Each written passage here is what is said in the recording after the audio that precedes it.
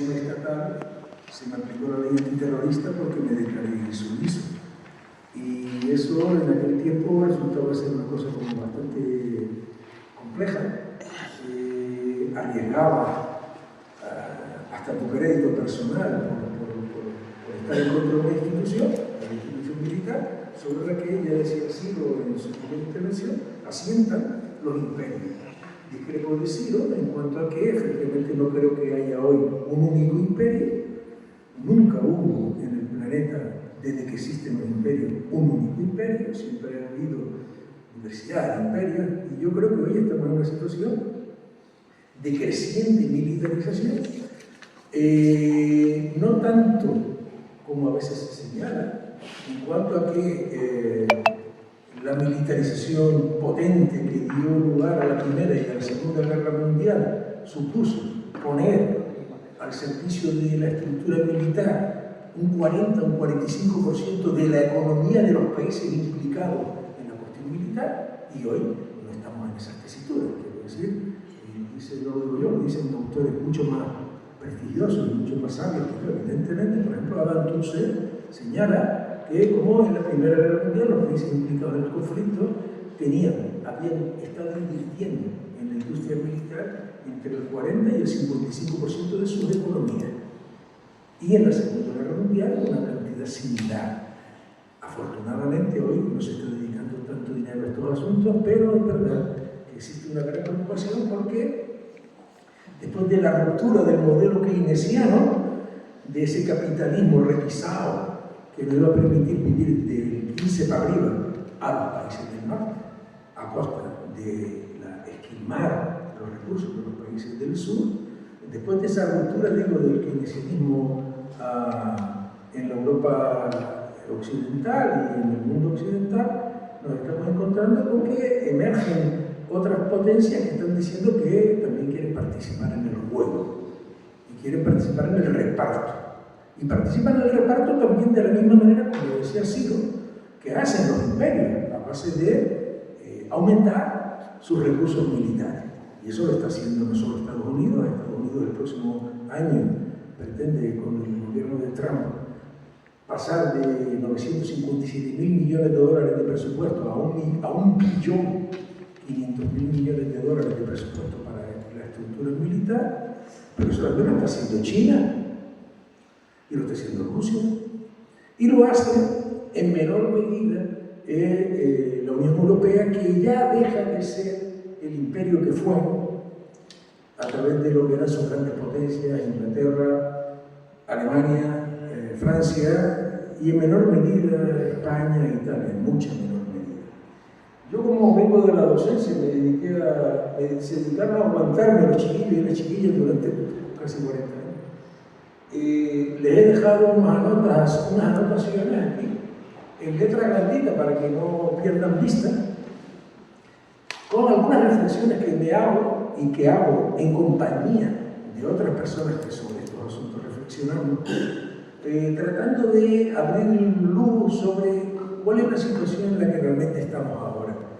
Yo parto de la idea que comparto con Kagarbladsky. Kagarbladsky es un pensador sociólogo ruso que ahora mismo está en la cárcel porque se ha negado a la invasión rusa sobre Ucrania, y comparto con Kagarbladsky la idea de que efectivamente estamos en un momento de reparto del planeta, y eso está suponiendo una emergencia a nivel presupuestario de una cantidad de dinero que se han estado moviendo en el mundo financiero y que se están tratando de concretar en el mundo productivo.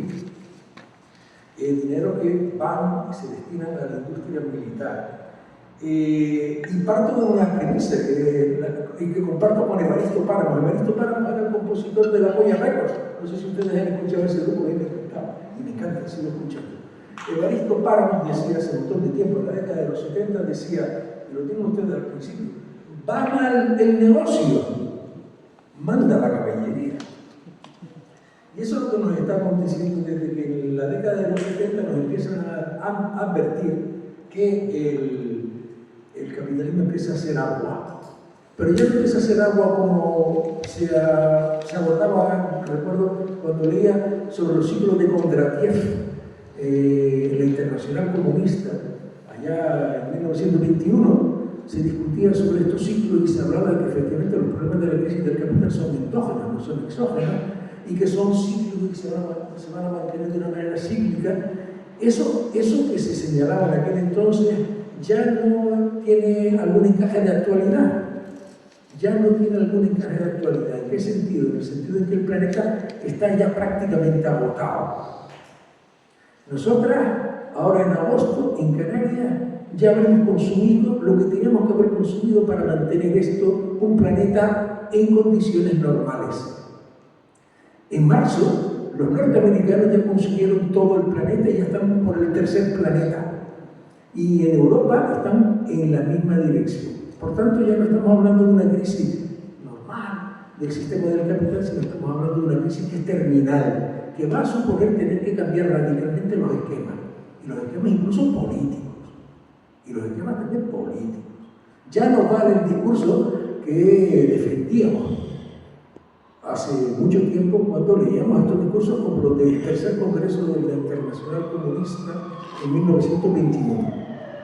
Ya no son suficientes esos discursos. No es que no tengan valía, simplemente entiendo que ya no son suficientes. No son suficientes. Y como no son suficientes, la respuesta que está dando la oligarquía, el capital monopólico a nivel mundial, es una respuesta del todo punto agresiva.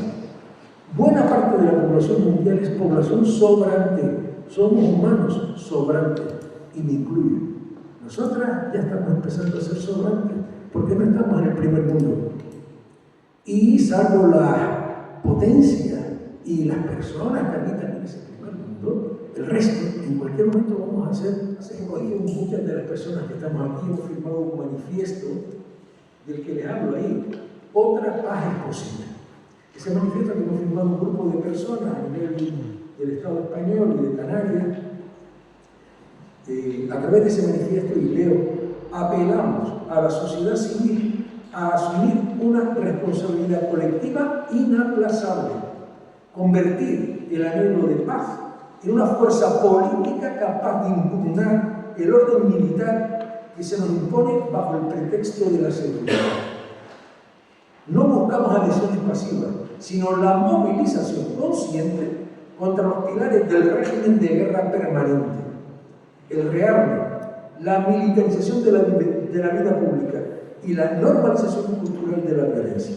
En esa, en la que está el rearme, se está tratando Europa de gastarse lo que no tiene. Lo que no tiene. Están amenazando con meter 800.000 millones de euros para la industria militar, un dinero del que no se dispone. Es más, la estructura de la Unión Europea es una estructura con una arquitectura que es una arquitectura deficitaria, neoliberal, que lleva a que no exista un gobierno en Europa que tenga la capacidad de decidir por todos los pueblos de la Unión Europea el que vayamos a la guerra. ¿No tienen esa capacidad? ¿Dónde está? ¿Quién va a decidir quién va a morir? ¿Quién en la Unión Europea lo va a decidir?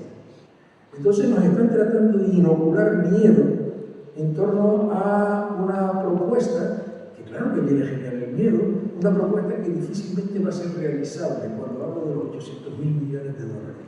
Cada país, sobre todo los poderosos, va a tratar de engrandecer su presupuesto militar. Lo está haciendo Polonia. Polonia está dedicando el 5% de su presupuesto a gasto militar. Lo quiere hacer Alemania. Lo perde Alemania. Están, crecidísimos, porque quieren que efectivamente se aumenten los dineros de Alemania para gasto militar. Y frente a esa situación que estamos viviendo, no queda otra que la movilización de la gente. Pero no me vale, y he leído mucho sobre propuestas desde las izquierdas supuestas en torno a un protocolo de defensa y seguridad europeo que se sostiene sobre la guerra, se sostiene sobre el armamento. No me vale, no sirve. Aquella izquierda que hoy se plantea en Europa, sustentar la defensa europea sobre el rearme, eso no es una izquierda que sea capaz de llevar ese nombre. Y ahí estamos observando algunas tendencias de la socialdemocracia en Europa que están apelando a por estas medidas. Inaceptables. Inaceptables. Nosotras tenemos que estar organizando a las poblaciones, ayudando a organizar a los pueblos para que digamos alto y claro, queremos paz, no queremos guerra, porque en caso de conflicto nosotras somos la humanidad soberana.